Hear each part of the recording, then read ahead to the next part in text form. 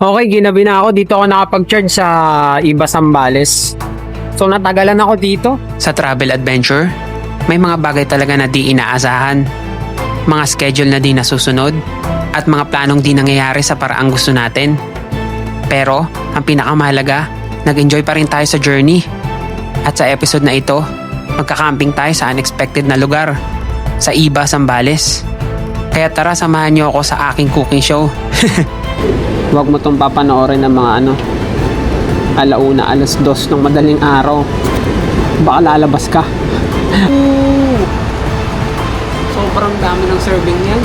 Masaya talagang matutulog. At magkwentuhan na din tayo about sa buhay. At higit sa lahat, mag-share din tayo ng wisdom sa ating channel. Kaya tara, umpisa na natin ang video. Let's go!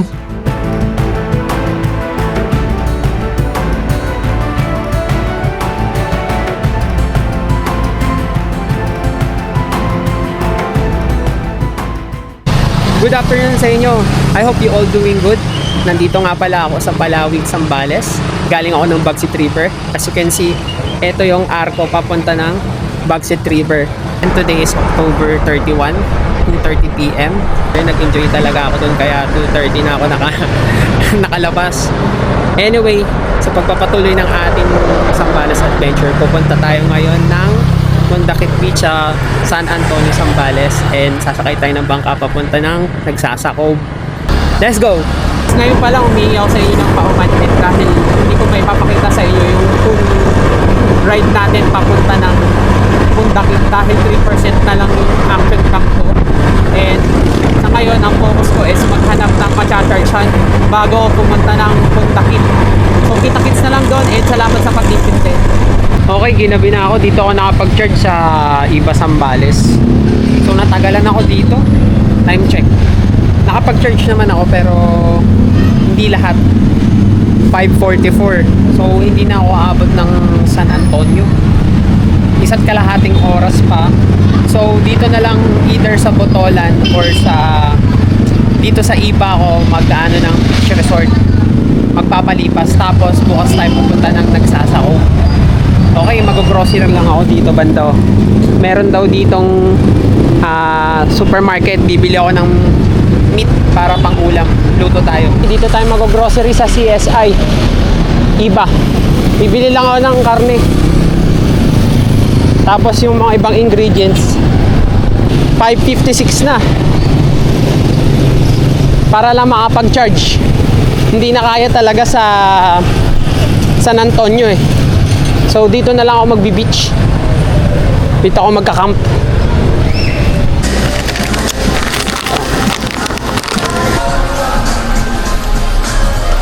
Nahulaan nyo na ba kung ano lulutuin ko ngayon?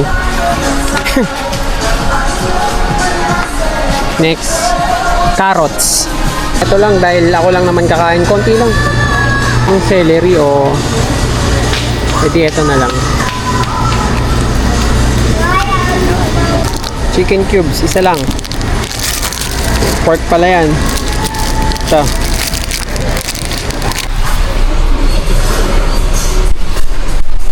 Okay, secured na yung mga goods natin. So, balik na agad tayo dun sa motor. Ang haba ng pila. Lalo tuloy akong ginabi.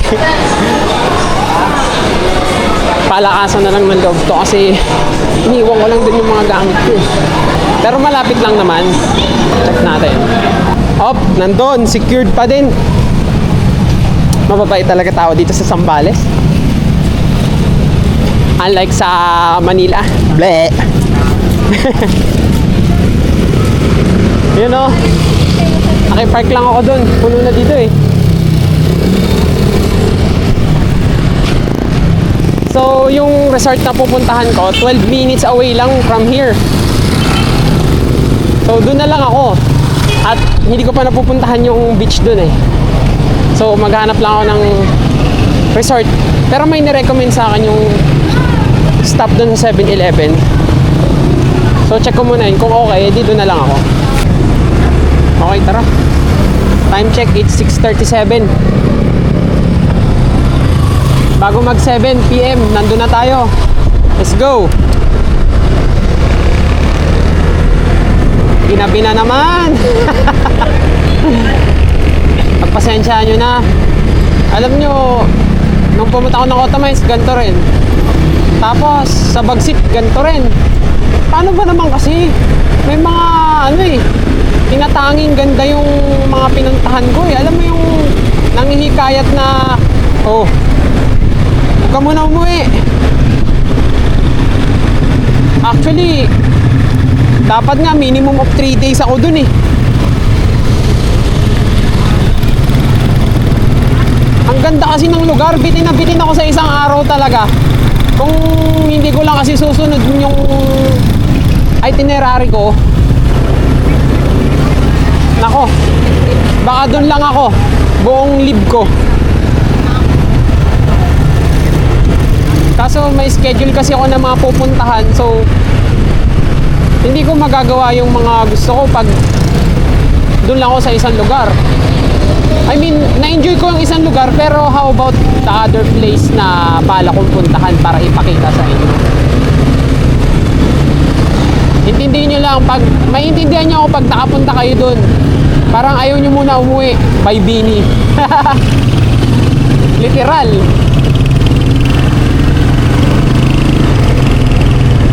Pero hindi naman nasagasaan yung ano ko eh, yung pinaka main course na pupuntahan. Dahil bukas, pupuntahan ko pa din siya early morning. Tapos maganda na naman pala yung dagat dito sa Iba, no? Yung vibes. Napapalibutan ng mga bundok. Tapos na may pine trees. Ayun na naman. Nahila na naman ako. Pero let's see kung anong meron doon. First time kong makapunta doon sa dagat ng Iba eh. Ang una ko kasing napuntahan dito sa Pundakit way back 2018. Pundakit pa lang yun ha. Yung kumbaga yung parang base na pupuntahan mo. Kasi merong may Anawangin, may Capones, may Camara, may Nagsasa. So yun yung mga pandiinan nila. So kumbaga entry level pa lang yung Pundakit, pero 4 months ago nung pumunta ako doon kasama yung mag-ina ko, ay grabe yung tubig. Parang nag-enhance. Para siyang pang main course na dagat na grabe. Hindi ko akalain na ganun siya kaganda. So bukas makikita nyo yun pag pinakita ko sa inyo. Solid. Ang linaw ng tubig. Grabe. Na-impress ako eh. Tapalag talaga siya sa sa ibang beach. Itong street na to puro beach resort pala to, so mamimili na lang ako kasi dagat na ata to eh, front beach na to. Check natin kung ano yung maganda na may maliwanag na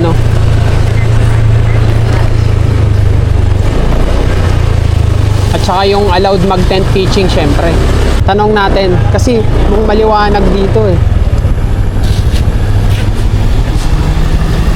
Hello po. Magandang gabi po. Ma'am, ano po kayo? Natanggap po kayo ng tent pitching? Nagpapa-tent pitching po kayo? Tent pitching po. Ay, ganun po. Hanap tayo ng may tent pitching kasi sayang eh. May dala naman tayong tent.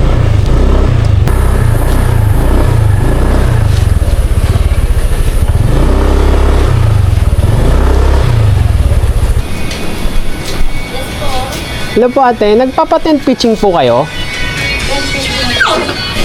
Pwede naman, ilan po kayo? Ako lang po ma'am. Pwede po sir, 200 po per guest. Sige po. 300 po ang entrance. Sige po. Kasi yung tent pitching, sir, dito lang po sa loob. Para kasi pag sa labas, medyo delikado po. Ay, ganun po? Bakit po? Hindi, ibig sabihin ko baka mamaya. Hindi na po namin guys sagutin pag sa labas po kayo. Okay. Sige. Pero pwede rin dito ma'am? Sa may tiles? Sa pavilion? Mas safe din dyan kasi. Pero nag-isip na kami seat. Ang dilim pala ma'am. Ginagawa po kasi tambayan pag hindi. Ay, okay po.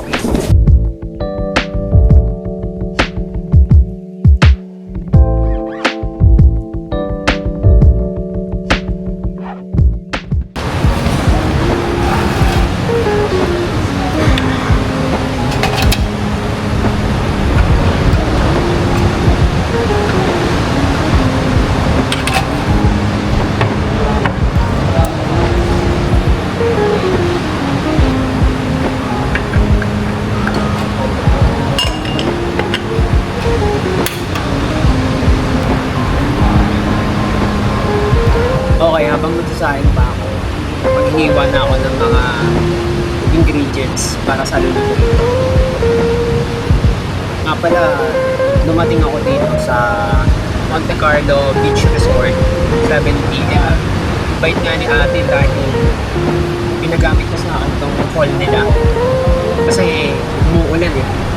Tapos madilim and lobat yung mga lights ko, and kung narinig nyo naman, bawal daw mag-camping doon sa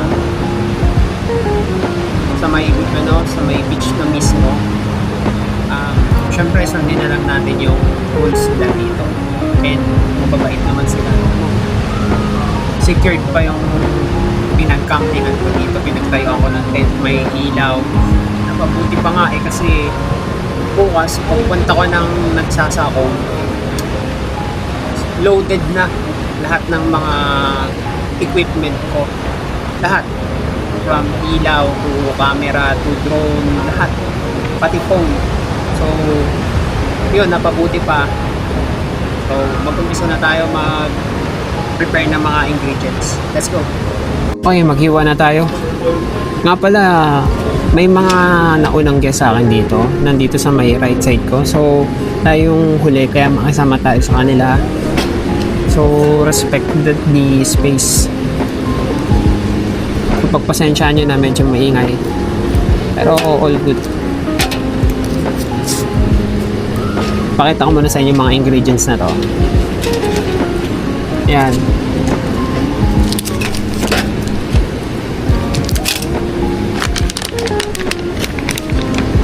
Okay, ano sa tingin yung lulutuin ko?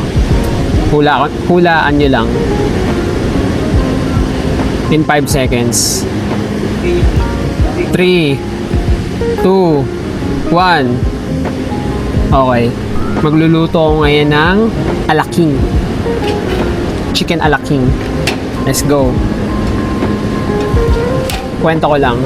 Pag napunta kasi ako ng McDonald's, tuwing kakain kami doon ng asawa ko, ang lagi kong ino-order, isa lang, budget meal lang lagi. Kasi gustong gusto ko yun eh.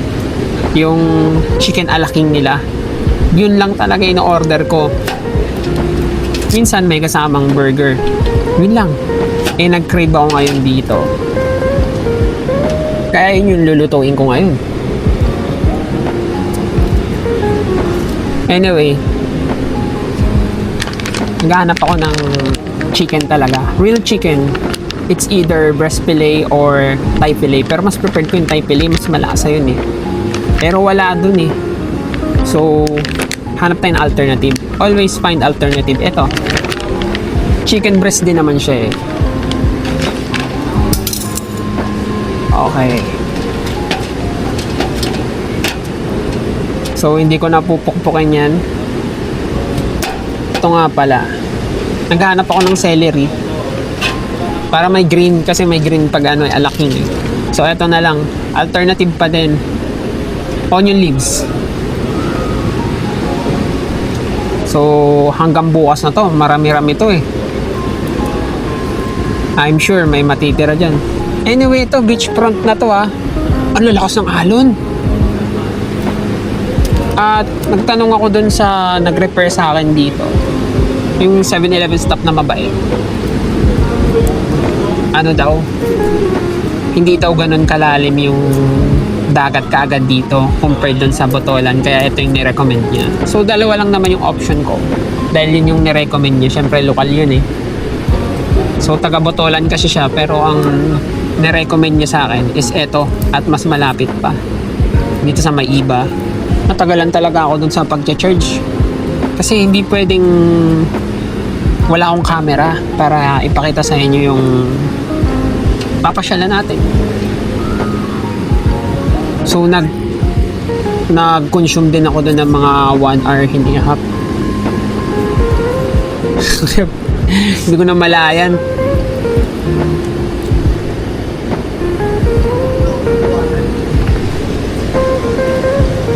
Pero okay lang, God is good pa din. Tama, nakahanap pa ako ng quality na resort. Napaganda pa tuloy yung pwesto ko. Pero ang mas gusto ko sana talaga, prepared ko, dito talaga sa may beach. Kaso negative. Kahit dun sa Yahoo, yung una nating pinuntahan, wala eh. Bawal daw. Siguro for safety na din. Mamaya, biglang tumaas yung tubig. Malalaki kasi yung alon dito sa Zambales eh. Kung naririnig nyo, malalakas yung alon. Ayun, sunod-sunod. Pag nagkikrib ako dito sa Alaking, nagluluto na lang ako nito bigla eh. Pare ayoko lumabas pero may mga ingredients ako sa bahay ko na lulutuin yun. Ang bait pa nung isang staff dito. Ang sabi sa akin eh, doon na daw ako magluto sa stove nila. Sabi ko, wag na sir kasi may stove naman ako. Tsaka mas feel ko to eh. Alam mo yun, yung sarili mong tools yung ginagamit mo sa mga bagay-bagay, mas komportable ka, mas prepared mo ka. Next is onion. Yung iba, nakikita ko, nag-aalaking sila. Harina, yung ginagawa nilang pampalapot. So akin ito, all-purpose cream. Mas creamy yan, goods yan. Na ano nga eh, masyado nang redundant kasi nag-ano pa ako nito, hindi ko nagagamitin to. Nakalimutan ko na i-exclude siya sa babayaran ko. Pine-prepare ko pa lang to, nagugutom na ako eh. Now, parang restaurant style to. Mamaya, pag nakita nyo, meron pa akong isang carbs na lulutuin.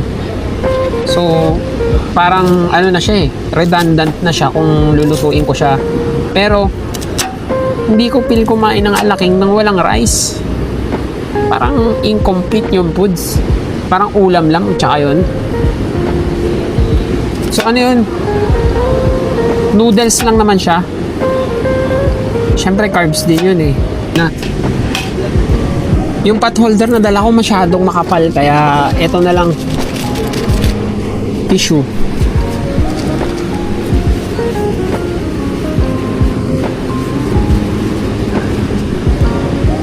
Nalalaglag eh. Nalalaglag siya sa biglaan pag yung pot holder ko na dala kasi makapal. Pagkadating ko kanina, umupo muna ako siguro mga 30 minutes. Parang tumama lahat ng pagod eh. Although mas pagod ako nung sa Automines, pero ngayon siya tumama lahat eh. Kasi guys, when it comes sa sleeping, may problem talaga ako doon. Kaya lagi pag nagta-travel ako, yung tulog ko lang siguro mga 4 hours, 3 hours, ganun lang lagi. Pero nakita nyo naman, hindi ako magpapahalata sa inyo na pagod. Kailangan energetic pa rin. Anyway, wala akong peeler ah. So ang gagawin natin dito, sama na balat. Alam nyo ba guys, for example yung potato, halos lahat ng vitamin C content niya is nasa balat. So mataas pala sa vitamin C yung potato. Kaya ako, pag kumakain ako or may halong patatas, mas trip ko hindi balatan. Syempre linisin mo ng mabuti.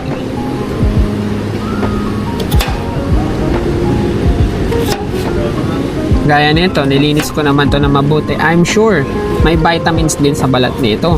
Ini-encourage ko kayo na matutong magluto ng sarili niyong pagkain dahil it's a skill.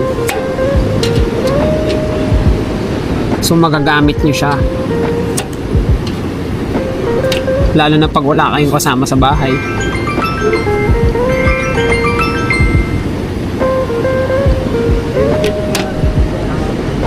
Pwede kayo mag-prepare ng sarili yung pagkain. Kasi kung wala akong knowledge as in zero sa pagluluto, kakainin ko puro fast food. Hindi pa naman ako nag-i-enjoy pag madalas kumakain sa fast food. Oh, masarap siya pero hindi siya healthy pag araw-araw. like 5 out of 7 times 5 or 4, edi 20 days. 10 days lang yung kumakain ka ng mga lutong bahay. That's not nice. Luto na yung sinaing. So hanggang dito na lang yung pagcha-chop-chop ko nito dahil nalalaglag kasi siya dito. So hindi ko siya maganon like close to mga to. Pero okay na to. Ako lang naman kakain yan eh.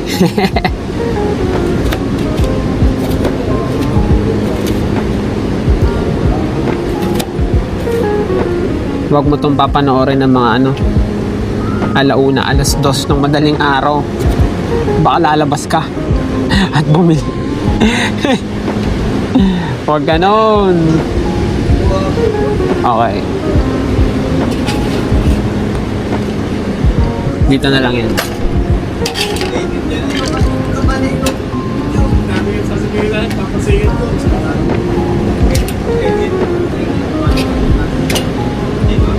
Yan mo na yan.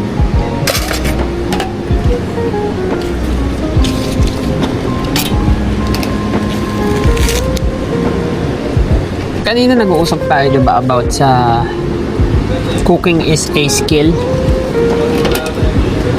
So baka may mga magsabi, oo nga, like swimming is a skill. Sobrang importante. It can save your life. Lalo sa mga sudden emergency, di ba? Na related sa water. So ako, nasa isip ko naman yun. Talagang bago mag-end yung life ko, kailangan kong matutulungan ko eh. Kasama yun sa mga goal ko. Pero there are levels sa mga priorities mo. Siyempre, ngayong nag-start na ako as a content creator, kailangan kong matuto talaga nun. So, dahil malayo naman ako sa dagat, kailangan ko ng person who can teach me how to swim. And, nagtitingin ako before. Mahalang swimming lesson. Kumbaga may iba tayong priority ng paglalaanan ng mga finances natin. Pero I'm not saying na hindi ko gagawin yun. Alam nyo, lahat ng mga nakakausap ko na kagaya ng asawa ko na laking probinsya, sabi niya, madali lang matutulungan mo eh. Ganito kaya araw-araw ka lang sa dagat. Possible. Pero how about naman sa mga taong nandito lagi sa Manila? Diba? Paano sila? Like, one time ka lang sa probinsya, lalangoy. Hindi, siguro, may skill ka talaga na may mga person na gano'n na natuto lang ng one day. Hindi ako yun. It takes time for me to learn na mag-swim.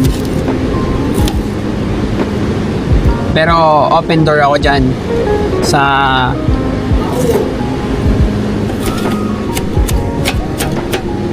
pagsiswim, learn how to swim.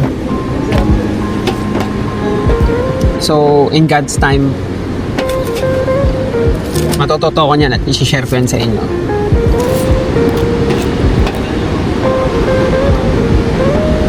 Okay, pwede na to. Half as slicing lang to, pero it will work. Pwede na.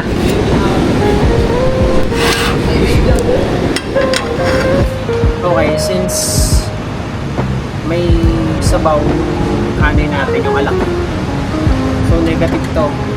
Kung gagawin ko, lilipat ko muna. Alisin ko yung kanin.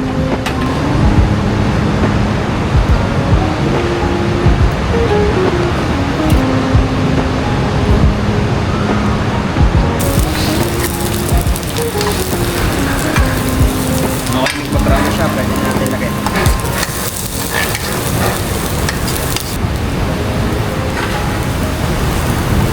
Hindi masyadong pwede na yan.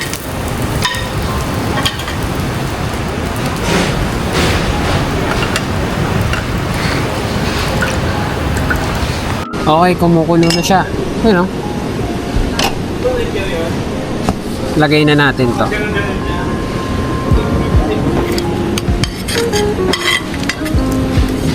Maganda na ulit yung panahon, wala nang ulan. Kita na ulit yung buwan. Sana natin tong all-purpose cream. Oh, balasa nito. Parang yogurt.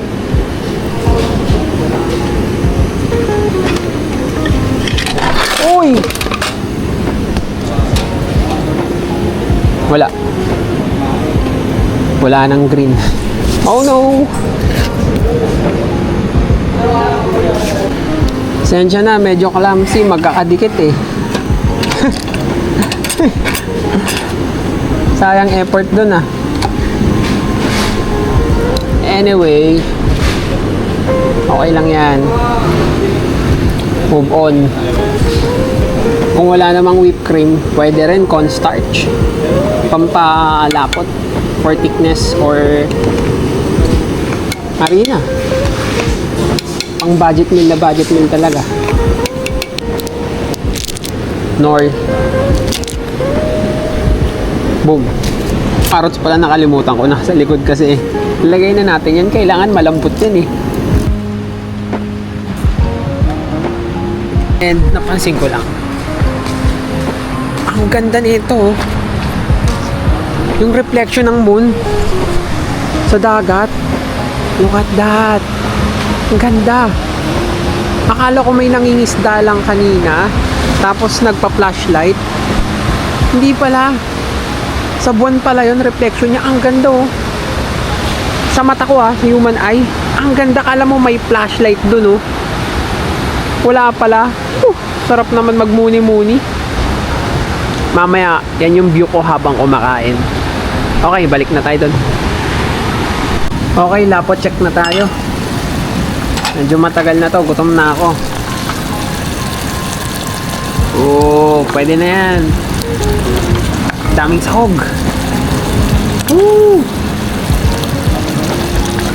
May ilalapot pa to pero masyado na matagal. Pwede na yan. At pasok na yung lasa niya sa gusto ko.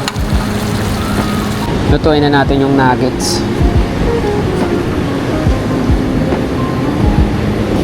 Gutom na ako. Pero worth it to.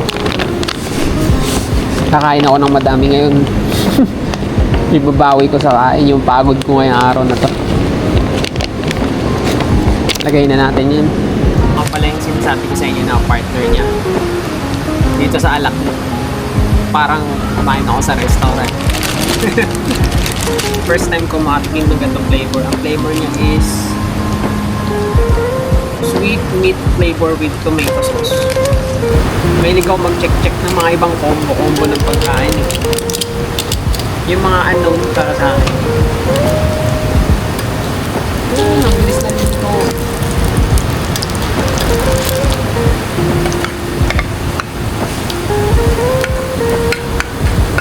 Hindi siya ganun kadami pero thick.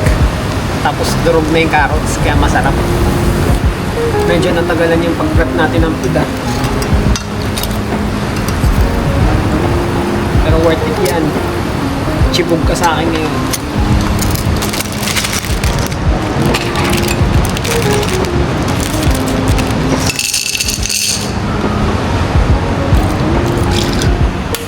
Okay, final stretch, kapit lang, konti na lang.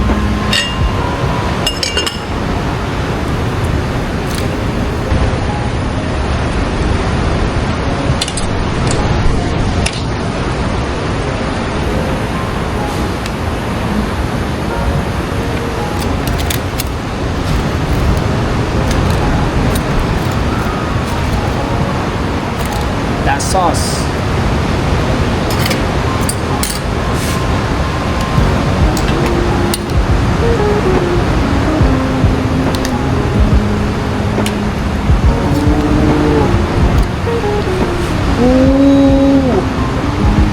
Sobrang dami ng serving niyan. Masaya talagang matutulog. Okay, let's go. Kain na tayo.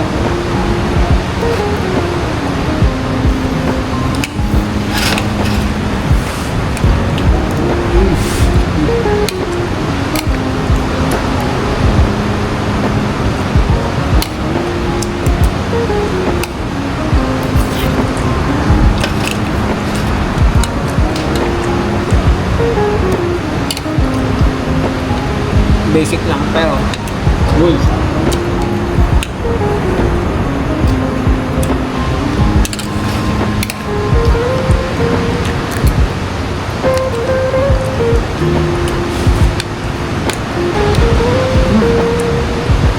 Sarap siya. Pero parang side dish ko lang yan. Dito ako magpo-focus.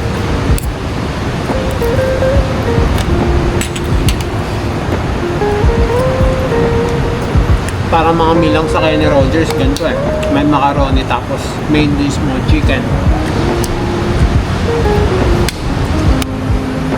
Okay, magkwentuhan muna tayo habang kumakain. Sarap kasi kwentuhan habang kumakain. So, wisdom talk tayo. So, ang wisdom of the day is be happy now. Nalaman ko tong wisdom na to kay Mark Mason. Author siya ng book na The Subtle Art of Not Giving a F. So, based kasi dun sa libro na ito. And, para sa akin, okay yung wisdom na yun. Sabi kasi doon, halos lahat ng tao, may mga goal tayo, diba? May mga gusto tayo mangyari sa buhay natin. Ngayon, habang binabaybay natin yung journey papunta doon, nararamdaman lang natin na masaya tayo pag na-achieve natin yun. Antayin mo kung maging masaya hanggang sa ma-achieve yun. Ba't hindi ka maging masaya throughout the journey? Diba? So para sa akin, it hit the mark. Parang bungan. So years back ko pa nabasa yun. Kaya sinasubuhay ko siya na kahit na ganito yung state ko, masaya ako. Everyday, ini-enjoy ko yung journey hanggang sa ma-reach ko yung goal ko. Kasi kung antayin ko pa na ma-reach ko yung mga goal ko, marami siya eh. Doon pa lang masaya.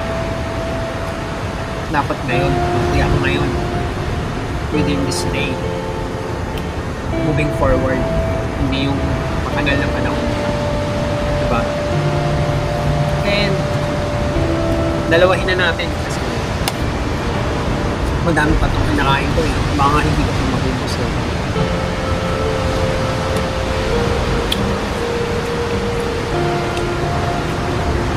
Kasi maraming tao ngayon nag-grind sila.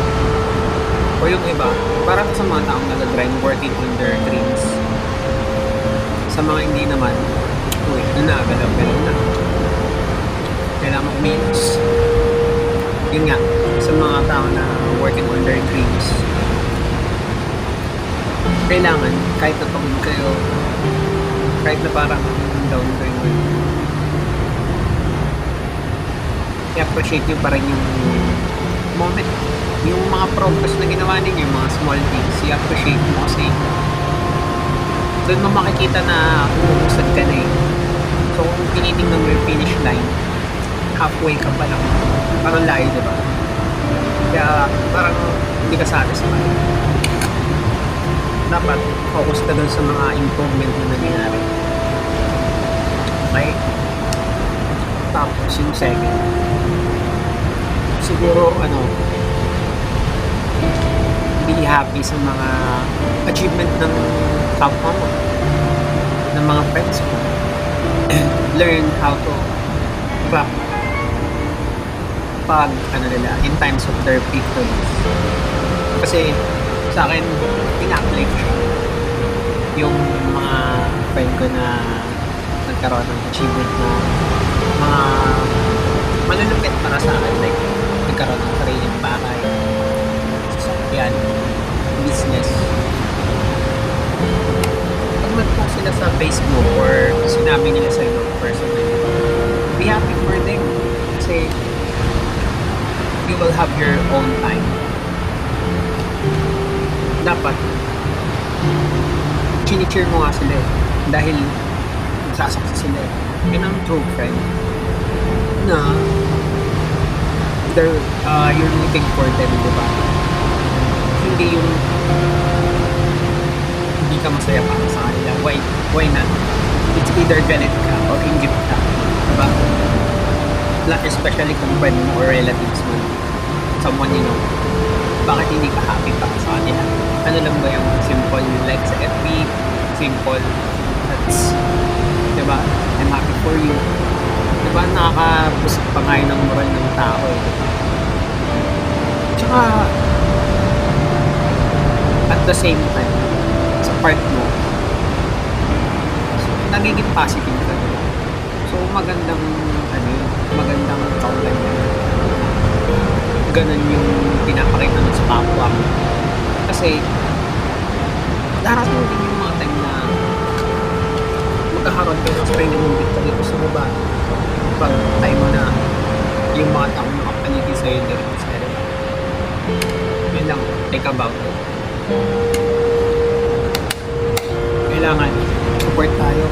Kahit ngayon mga friends ko na nagpapalike sa FB ng mga page na business nila, nilalike ko yun. Pina-follow ko yun. Little support lang pero para sa akin, malaking impact yun kasi may sarili na akong page sa business. So, kung nilike mo yun, para sa akin, I appreciate that talaga. Hindi man vocal na para lang i-PM mo na thank you sa pag-like that. So, depends. Thank you lang. So, ganun, support each other. Diba?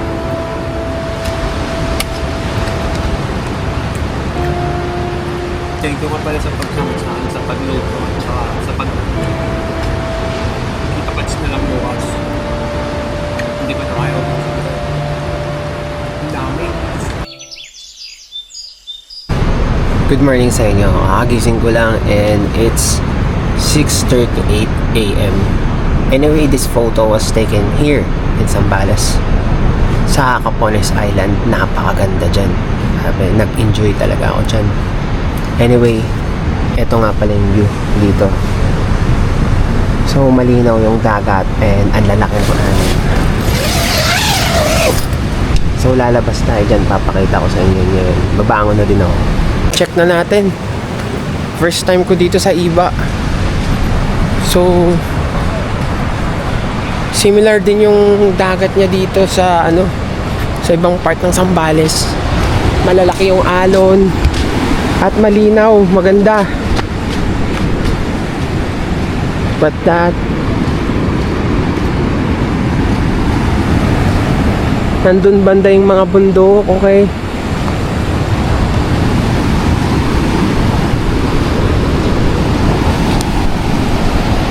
Check natin ang malapitan. Lahat talaga panalo dito sa Zambales.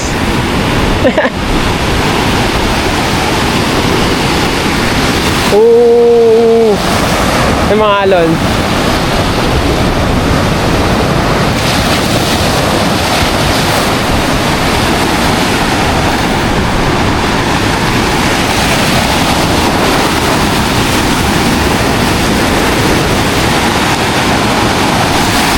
Ano masasabi nyo? Ayos ba? Oh.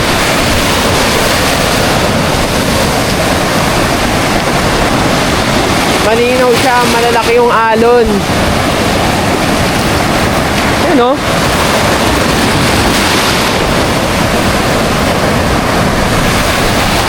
Palabas pa lang si Haring Araw, oh.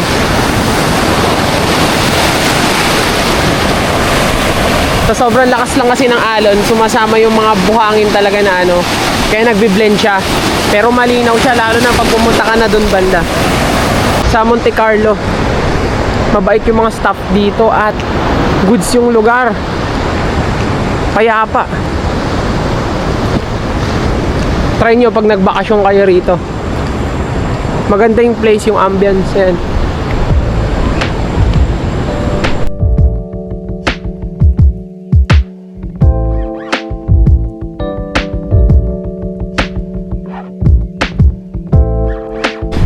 Tapos na ako tumambay sa beach kahit saglit lang. Tingnan nyo tong likod ng or harapan ng beach resort.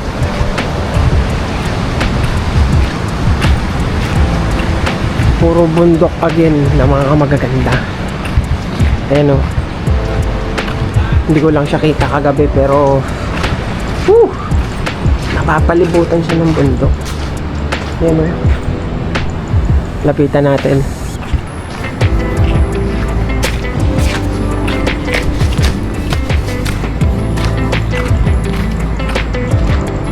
Ayun.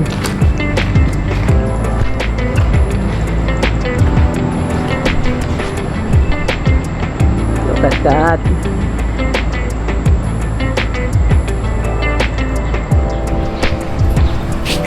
Okay. Kain na tayo ng almusal para makaalis na. Makabuelo na habang maaga. Kain na tayo.